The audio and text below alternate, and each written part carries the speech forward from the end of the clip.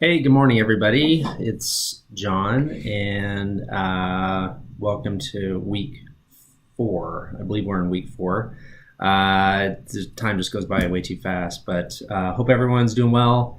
Hope everyone's brackets are doing okay. So far, I'm doing okay. We enter into a sort of a bracket challenge with a bunch of different families every year. I don't know how I'm doing in that challenge, but my family, I have 3 kids and my wife, we have a family bracket challenge every year, and we have a traveling trophy that goes from whoever wins it from year to year.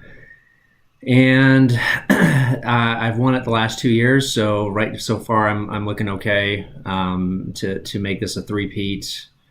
2 of my kids are super loyal. I'm super loyal to the Jayhawks, who I love very much, but I know that I'd rather win than choose them to go all the way. So 2 of my kids chose the Jayhawks, and so they're out. My wife chose Iowa State to go all the way just because her grandfather went to school there, and she's out. And so it's between me and my other son. I chose Duke, like most people, and my son chose Kentucky. So we shall see how that goes over the next couple weeks. Anyways, I say good morning because I'm recording this in the morning. I don't know exactly when I'm going to post it, either this morning or this afternoon, but I hope everyone's doing well. Great third week discussion. I think it's kind of an interesting discussion question that we had when you're asked to draft some sort of instructional presentation related to risk mitigation on malpractice claims. But I think for the most part, collectively, you did a great job identifying what those risks may be. I honestly believe, and I've seen this. I don't do a lot of malpractice, but in fact, I don't do any of it anymore. But when I was doing it, I mean, honestly, half the cases, it seemed like if the physician really engaged in a more open and honest communication with the patient, or developed a stronger relationship with the patient, it could have minimized some of the issues. And so that's not always true, but certainly is true some of the times. Documentation, practicing within your respective scope, obviously practicing within the standard of care. All those are really obviously great ways to minimize malpractice risk. So great job on that. I do want to address just this whole thought of legal analysis, and I know, this is probably something I'll touch on throughout the final weeks, and I've touched on before. I recall, and I know it's not super intuitive, and actually drives my wife crazy because she'll make a statement where she'll draw a conclusion about something, and my initial response is, well, what does that even mean? I mean, how did you come to that conclusion? And ask her to go through that analysis. Unfortunately, after 20 years, she's used to it and she's kind of gotten past it, but it certainly drives her crazy. But that's when a legal analysis is. I recall my torts professor in law school. He would always harp on us for drawing legal conclusions, and what I mean by that is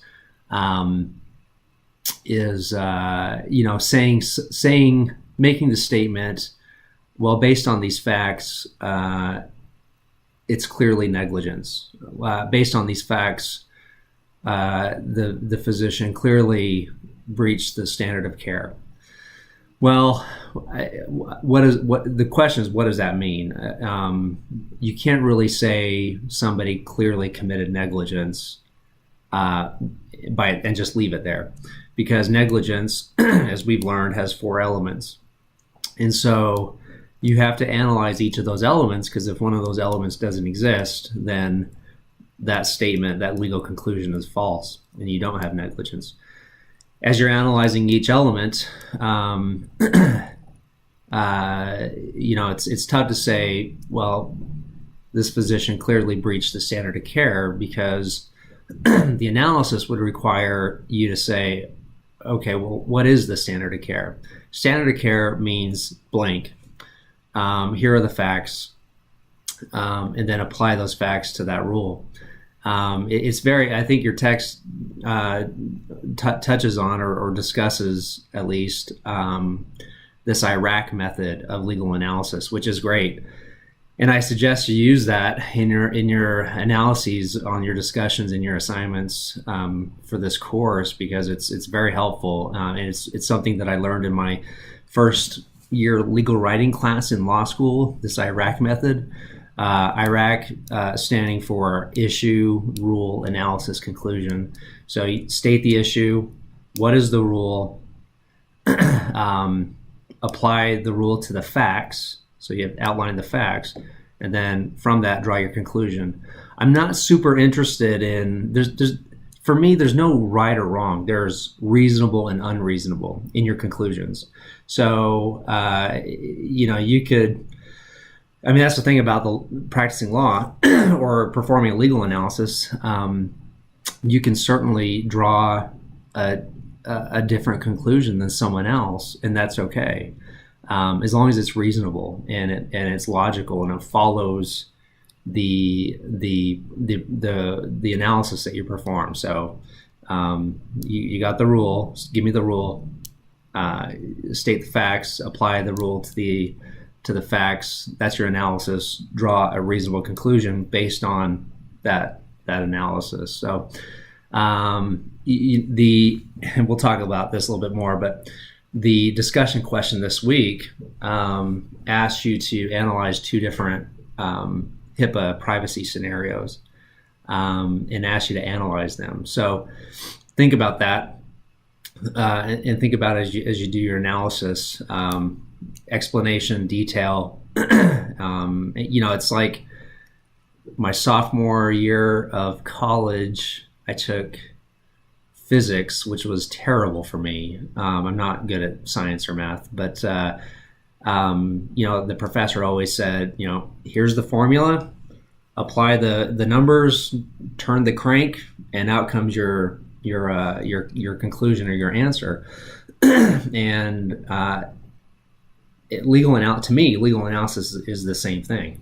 You have your rule, you have your facts, you apply it, turn the crank, which is a metaphor for performing the analysis, making that application, and then you have your conclusion, which unlike math or physics, there's not one right answer. There's a reasonable answer, and so based on the rule and based on the facts. So if you have any questions about that, I know a few of you have reached out regarding performing a legal analysis and the detail or explanation that's necessary to really perform that. Please reach out to me, and I'm happy to walk you through that. So anyways, I'll leave that there. So last week we talked about a handful of things. Standard of care, we talked about a little bit about patient abandonment, and physician professional responsibilities. And then we alluded a little bit to HIPAA privacy, which we'll talk more about this week as we discuss medical records a little bit more. But remember, the standard of care, as we talked about last week, things can go wrong in a medical procedure or a medical service, and still the standard of care could have been met. So that's the question is not something went wrong or something was missed in an X-ray, therefore standard of care was not met. That's not right. The question is whether a reasonable physician or that reasonable standard was met, and that's based on a variety of factors. And so just keep that in mind as you look at standard of care moving forward. Remember, patient abandonment, not necessarily part of a discussion question or assignment, but we talked a little bit about that. The elements, the 5 elements, very similar to sort of a negligence claim, but reasonable notice should be given. And we talked a little bit about the types of actions that could lead to liability for patient abandonment, like premature discharge or not returning phone calls, or leaving the patient after surgery, or failing to follow up on post-surgical care, things like that. This week, I want to talk a little bit about medical records. And your discussion question is based on that, and based on HIPAA privacy issues. With respect to medical records, I wanted to go over just this dual governance of medical records issues. And what I mean is, I think we're all familiar with HIPAA, the federal rule and regulation, statute and regulation with respect to HIPAA privacy security. And in addition to that, there's state law governance over medical records. And so I pulled up, let's start with state medical records issues.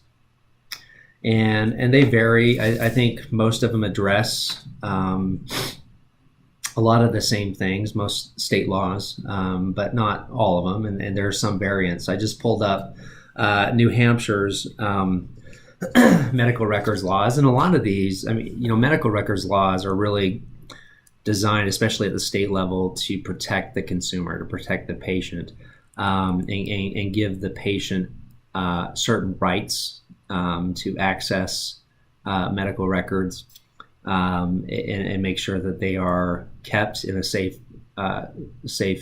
place and kept for a certain amount of time. And so, under HIPAA, there's no real record retention rule. Medical records record retention laws are almost always governed by state law. And so here, I pulled up New Hampshire's only because I don't know if anyone in the class, I don't recall anyone being in New Hampshire, but seeing as how this is Southern New Hampshire University, I felt that was appropriate. So just to give a taste of some of the things that state law medical records or state medical records laws address, things like the medical records are deemed to be the property of the patient. Patient's entitled to a copy of the records upon request, and then state law typically dictates the charge for copying of patient medical records. In New Hampshire, it shouldn't exceed $15 for the first 30 pages, or 50 cents per page, whichever is greater. And then normally, the statutes and regulations governing physicians in a state will put some onus on physicians to maintain or provide access to medical records in a timely manner. So the same is true for New Hampshire. For example, the State Board of Medicine, in their standards of conduct for physicians, say that they must promptly honor requests made by a patient for complete copies of patients' medical records. They're ultimately responsible for transferring copies of medical records. They can't refuse someone to have a copy of their medical records because of non-payment of services, and that's a pretty typical rule across states. And it says here that they have to respond to a request for release of medical records within 30 days from the receipt of the signed release. And there's a small exception to that, but anyways, that's not super interesting, but just to give you a taste on what the things that state laws will dictate. Some other states have rules related to who is the proper custodian of the medical records, where they should be located if a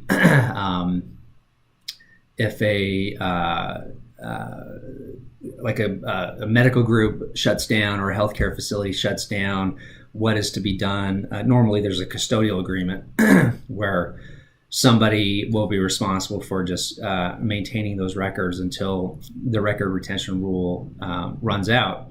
And then a certain notice needs to be given to those patients as to the location of those medical records. And then there's medical records retention laws. I think Kansas is where I used to practice. I think it's 15 years. I have some clients up in Washington, state of Washington, where I think it's 10 years or the age of majority plus 3 years, something like that. So anyways, it could vary from state to state, but the point is that they all address it somehow. Now, there are other rules, or there are other sort of governing bodies related to medical records outside of HIPAA. HIPAA, the agency responsible for enforcing HIPAA is the Department of Health and Human Services Office of Civil Rights. But you also have rules. For example, Medicare will have rules that may be that are conditions of participation for a certain healthcare facility or entity or provider or supplier to participate in the Medicare program. So, for example, I know for dialysis facilities, one of their conditions for coverage of Medicare is that they have to have medical records authenticated promptly upon entry of those records. So, of course, there's a lot of debate on what promptly means, but that's the rule. And Medicare contractors define and interpret promptly different ways. There's a rule in Connecticut. It's fairly recent. I think it was within the last year that they have a medical records rule that says for Medicaid reimbursement, or maybe it's a condition of participating in the Medicaid program, orders have to be signed within 30 days of order entry. So that's, and there are other states, and there are some Medicare contractors that have similar interpretations of their respective rules. So I guess my point is there are a lot of rules and regulations outside of HIPAA that govern what you can and can't do and proper documentation of medical records. Now with HIPAA, HIPAA has three components. Remember, I talked last week about the fact that there's no private cause of action for HIPAA. So if you feel like your personal medical records were improperly used or disclosed, you can't just go sue under HIPAA. Now, the state attorney general may be able to under state privacy laws, or maybe your state has private cause of action for similar sort of breaches of medical records, but HIPAA does not. It cannot be the basis for that. HIPAA has three components. It has a privacy rule, security rule, and enforcement rule. And you may recall that last week that I directed you to the HHS website, which is a really great resource, great FAQs, really explains these different rules with great clarity.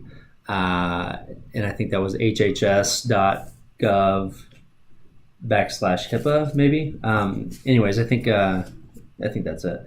But anyways, and you can certainly Google it and find it. But it's really a great website. So in terms of this week's discussion question,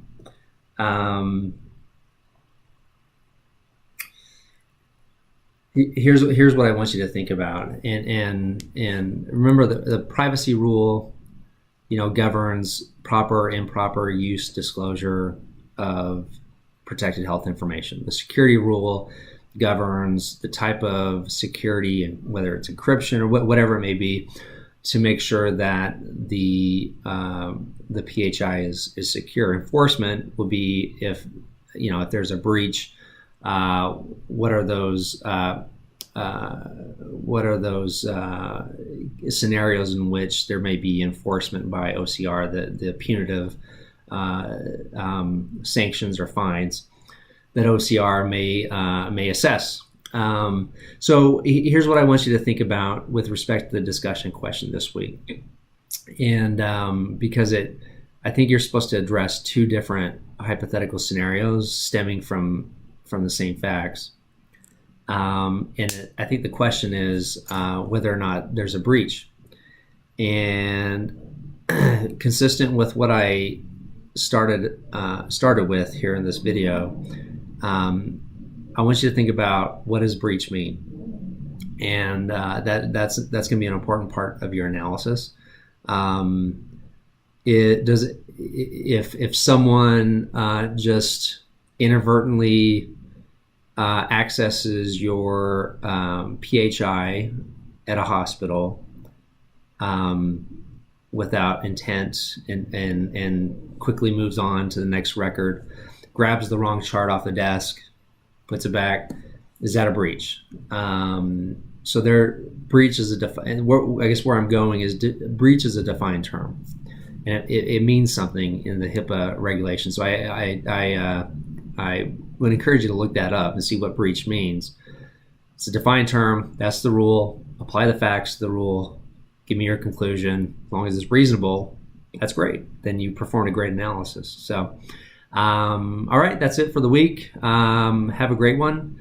And of course, as always, if you need anything, shoot me an email or text or call, and we will walk through whatever you need.